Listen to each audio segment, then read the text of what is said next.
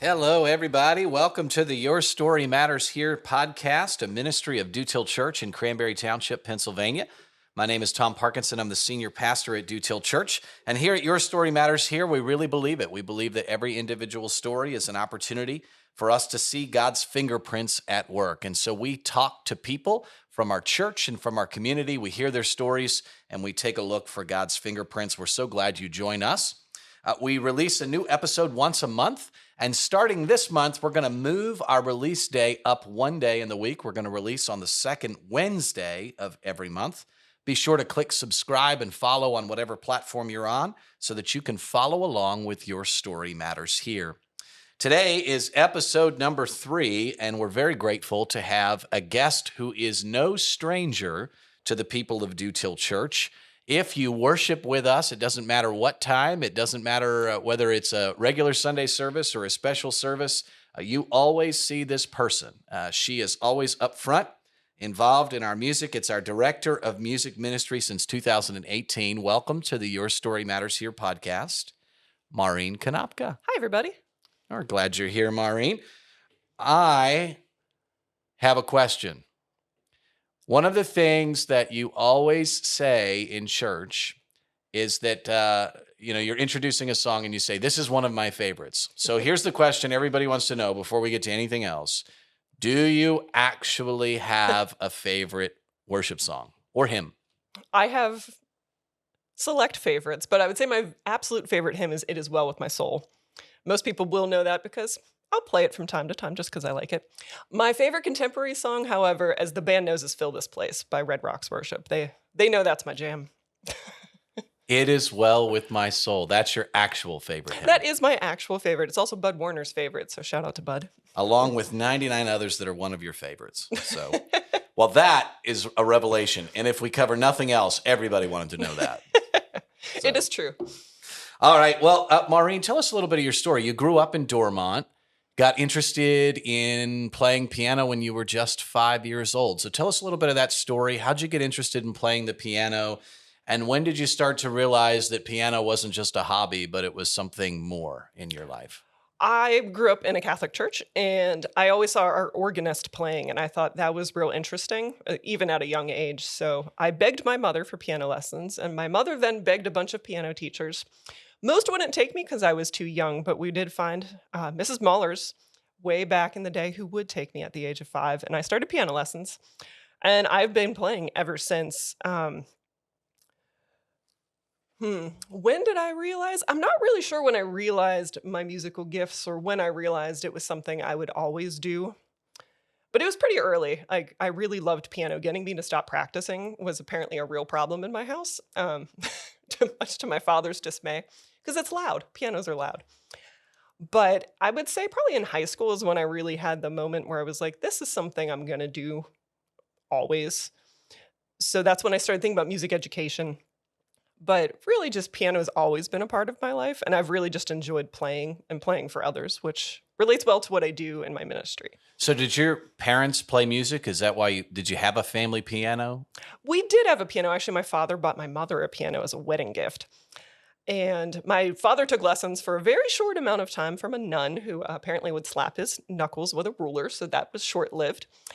But then my mother did play for a good amount of time. She actually played occasionally in their church. And she also played violin, I think, a little bit. But they're somewhat musical, but not as musical as I am, I would say. Right.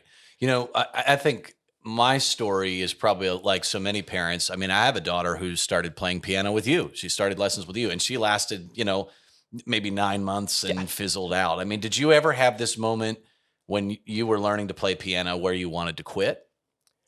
Not because the piano itself was challenging. In high school, I actually dislocated my right thumb in gym class playing volleyball. It reset itself, but it set itself wrong. So for the next couple months, I had a lot of issues using my hand, which made me debate whether it was something I wanted to continue to do because anybody I saw couldn't really fix my issue. I loved playing, so I kept going, and I ended up going into music school after that. Eventually, I got my hand fixed by a chiropractor who scraped scar tissue out of my hand because my scar tissue went all the way up to my shoulder. So it was a developing issue, and It almost stopped me from playing because playing was actually quite difficult. It couldn't use your hand right, you can't play right. So, Does that still affect you today when you play? no, this chiropractor solved all of my problems and removed all of the scar tissue, and I have full range of motion in my hand now. I think that's like a free advertisement for chiropractic. He was a very specific chiropractor, and Eric found him, so shout out to Eric, my husband. Kudos to Eric for that. That's interesting that you talk about that moment of adversity. It makes me wonder, you've been playing piano since you were 5. You had that little bit of adversity that you just talked about. But in all those years, what do you think is the longest period you've gone without touching a piano? When I was a teacher during the summers, that would actually not play probably most of the summer because I had kids, so running around chasing kids was my main priority, not playing the piano. So I would say maybe 2 months would be the longest I've ever gone without touching a piano, but it's been probably 15 years since that happened. Right. So now you play pretty much every day? Pretty much, yeah. Wow. I think it's a cool thing to find something that you love and stick with it your whole life. Um, life comes in seasons. So sometimes you do things for a season and then you kind of put it away for a while, but then you find those few things in life that stick with you all the way. And for you, music and particularly piano has been one. And for those of you that have worshiped with us at Dutilh Church, you see Maureen do a wide variety of things. But when you hear her sit down at the piano and play, you realize this is her first love. And I think that's probably an accurate way to describe it. Yes. If I could have been a professional player, that would have been my dream. I can't memorize music worth a darn, so that was never going to happen. But I do love to play. It's just a way I like to communicate. So that's really the way I think of it when I play. Well, you talk about being a performer, and when it comes to music, it's one thing to be a performer who can make excellent music. It's another thing altogether to be able to teach other people how to make music. And what's happened to you is not only are you somebody who's can make music and performs and plays piano, but you became a music educator and you went to school to be a music educator. And even in your church ministry, you continue to be a music educator. So talk to us a bit about what made you decide to blend your love for music with a desire to teach others. That's an interesting one. My organist when I was a kid was the school music teacher, but we didn't really have a ton of music opportunities in the grade school that I went to. It wasn't until high school that I really had a dedicated music teacher that I really loved. Mr. Benoni was, I guess he's now Dr. Benoni. He was just so welcoming and loving that it was just something I loved being a part of and I wanted to recreate for others. So as I started to debate where I was going after high school is when I started to think how much music meant to me and that I could, as a musician, go ahead and become a music educator. And I auditioned at IUP and that's where I went after one audition. It was the only place I auditioned. So I really was all in, which was probably a bad idea. I think it's a fascinating, there's got to be a sociological study on this, right? Because it's true in sports, it's true in music, it's true in most forms of art. Sometimes the people who are the most excellent performers are terrible as teachers. Yes. It's like if you play football, the worst person to learn quarterback from is Joe Montana, right? Because he's the Hall of Famer who just does it naturally with natural talent, but he can't teach anybody else to do it.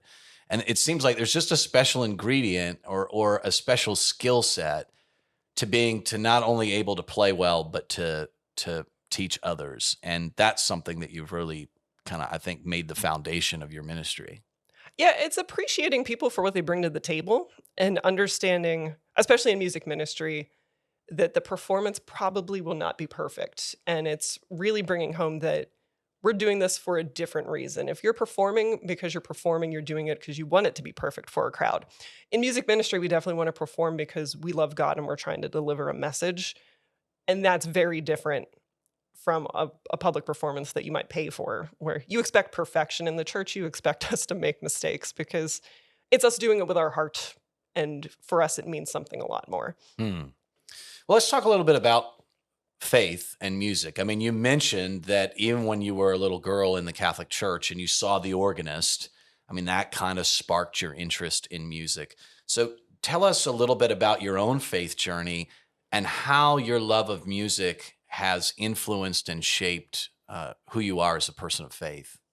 I've definitely had some ups and downs in my faith. I've always been a devout Catholic all through, mainly till I moved in 2007.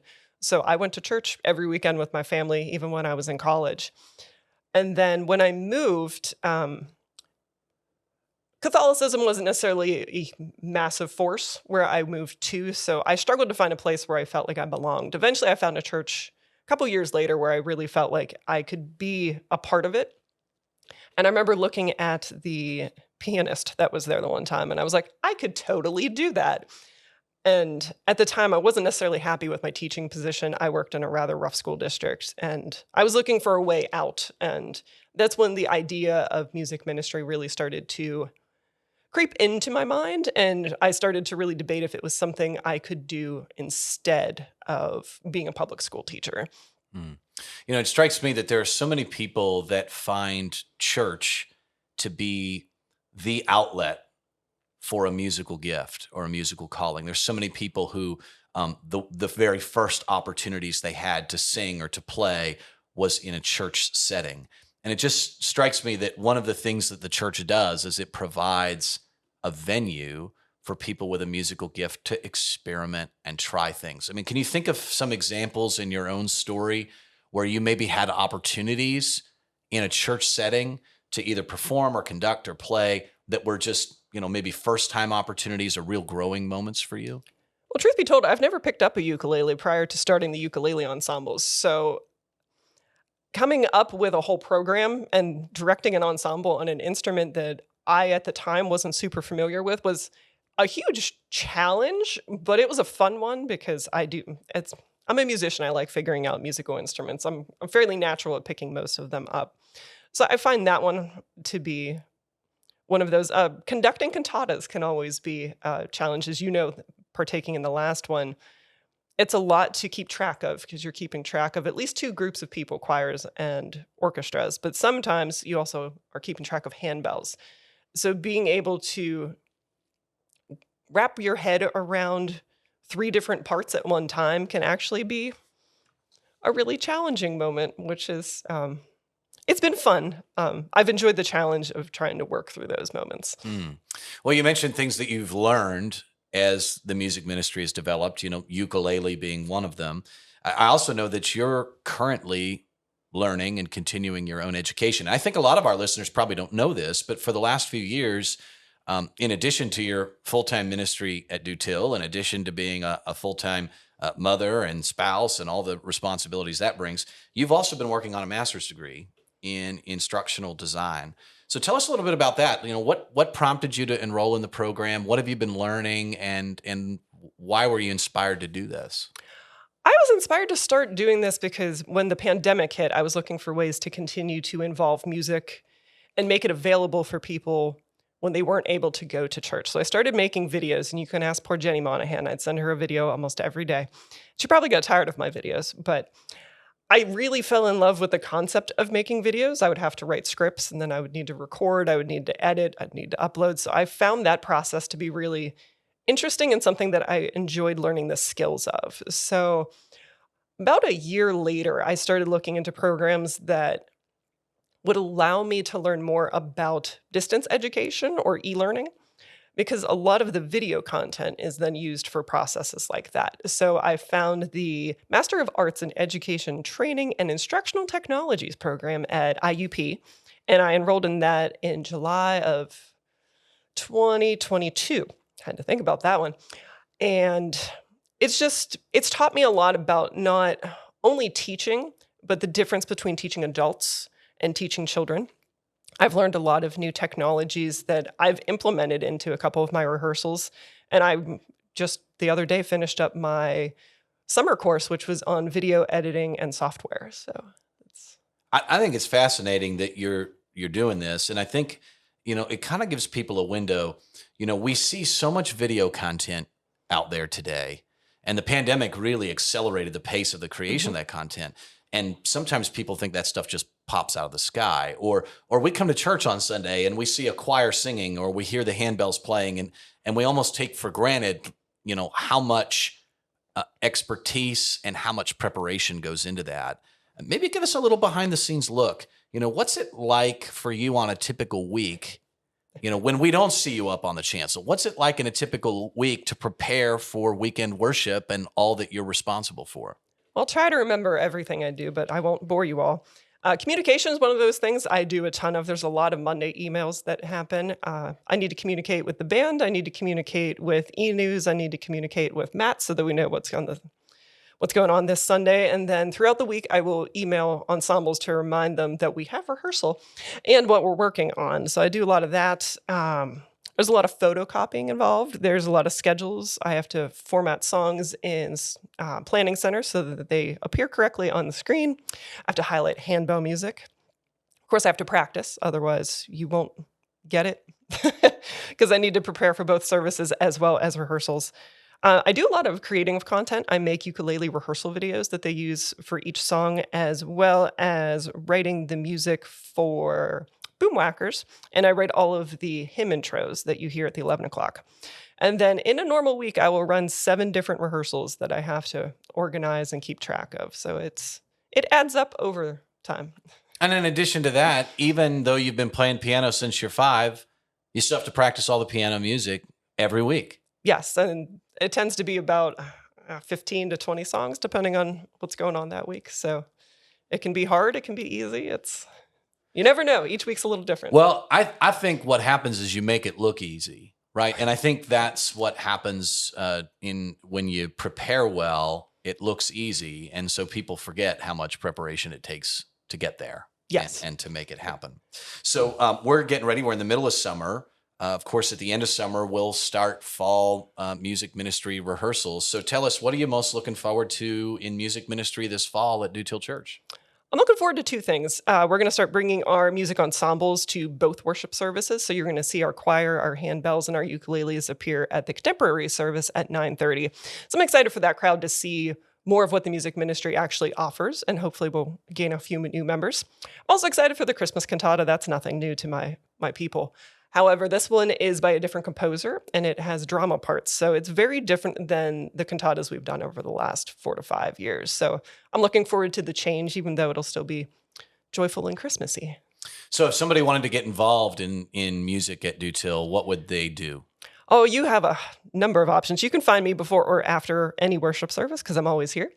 You can talk to any music ministry member. They are happy to answer questions for you as well as direct you to me. You can send me an email and I will connect with you and give you the information you need to know. Or if you're interested, you can always jump on the church's website on the music ministry page. You should be able to find the schedule for the week as well as the rehearsal schedule, or just show up. And that's also fun. I like that. I like a good surprise. So how about the person who's maybe interested in getting involved in music ministry, but they really don't feel like they're a good musician? What do you say to that person? Oh, just give it a try. You will fall in love with the people that are in this ministry. They are so dedicated and so loving and so supportive. There's no way that you'll give it a shot and be like, oh, I can't do this. They're absolutely amazing. Well, and I think the thing that I so appreciate and value about the music ministry you've built here at Dutilh is that this is a highly participatory ministry, and anybody who wants to get involved, you always find a role for them, and you always find a way for them to participate. And we want to give God our very best, so we seek to promote excellence in our music ministry, but we're not perfectionists. We take the very best that we have to give, and we offer it to the Lord as music. But we also try to take the pressure off. We don't have to be professional performers. So nope, whatever happens is okay with all of us. So, Maureen, thank you so much for sharing a little bit of your story. Thank you for helping us to kind of see how music ministry fuels your soul. And thank you so much for what you do to make music happen here at Dutilh Church. We'd love to have you join us at Dutilh Church. We do worship every Sunday at 9:30 and 11 o'clock. You can join us in person at our location in Cranberry Township, or you can worship with us live online at dutillchurch.org. That's it for this edition of Your Story Matters here, but be sure to join us next month as we continue to look for God's fingerprints in the stories of people from our church and community. Until then, pray that the Lord will bless you.